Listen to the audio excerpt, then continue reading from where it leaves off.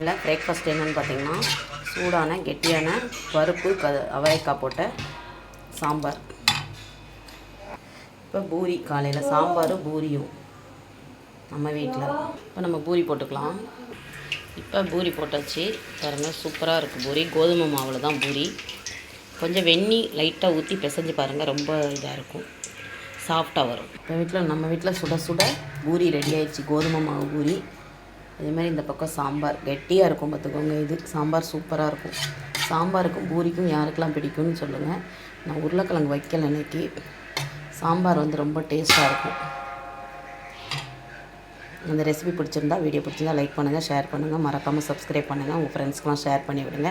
நம்மக்கிட்ட மசாலா, சத்து மாவு, இட்லி பொடி, முருங்கை இட்லி பொடி, கஞ்சி மாவு எல்லாமே இருக்குது. வேணுங்கிறவங்க கமெண்ட் பாக்ஸில் கீழே கமெண்ட் பண்ணி வாங்கிக்கிறலாம்.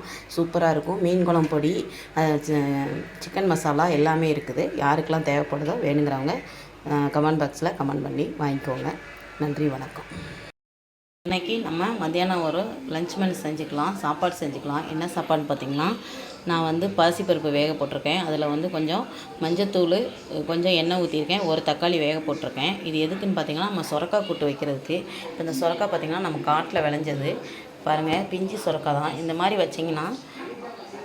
வச்சிங்கன்னா கை இதாகணும். நல்லா பிஞ்சு சுரக்கானா சூப்பராக இருக்கும். இதில் அவ்வளோவா விதை ரொம்ப இருக்காது பார்த்துக்கோங்க, கம்மியாக தான் இருக்கும். சுரக்காய் கூட்டு எப்படி பண்ணுறது, சிம்பிளாக இருக்கும்.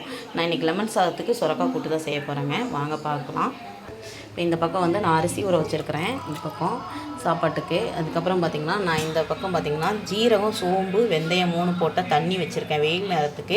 இது கொதிக்க வச்சு நம்ம குடித்தோம்னா இந்த யூரின் ப்ராப்ளம், நீர்க்கருப்பு ஏதாவது இருந்துச்சுன்னா நம்ம சரியாக இருக்கும். இப்போ கர்ப்பிணி பெண்கள் அந்த மாதிரி உள்ளவங்களுக்கும் நல்லா நீர் பிரியும் நல்லா அதனால் நான் இந்த மாதிரி தண்ணி வச்சு போட்டு ஆற வச்சுருக்கேன்.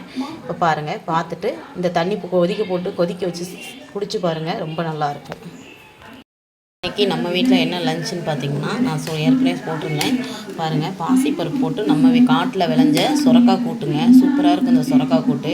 இப்போ நல்லாவே வெயில் காலத்தில் சுரக்காய் கூட்டு நம்ம நல்லா வச்சு, சுரக்காய், பீக்கங்காய் காட்டில் விளைஞ்சால் வாங்கி சாப்பிடுங்க, இல்லைன்னா கடையிலையும் வாங்கி சாப்பிடலாம். எப்போயாவது வாரத்தில் ஒரு 2 நாள் கூட பயன்படுத்திக்கிறலாம். இப்போ இந்த பக்கம் நான் லெமன் சாதத்துக்கு லெமன் தண்ணி கொதிச்சிட்ருக்குது.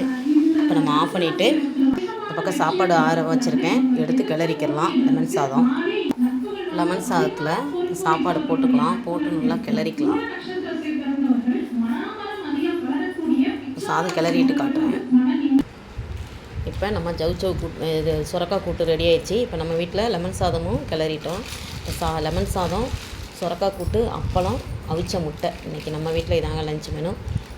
இந்த ரெசிபி பிடிச்சிருந்தால் லைக் பண்ணுங்கள், ஷேர் பண்ணுங்கள், மறக்காமல் சப்ஸ்கிரைப் பண்ணுங்கள், உங்கள் ஃப்ரெண்ட்ஸ்க்கெலாம் ஷேர் பண்ணி விடுங்க. நன்றி, வணக்கம்.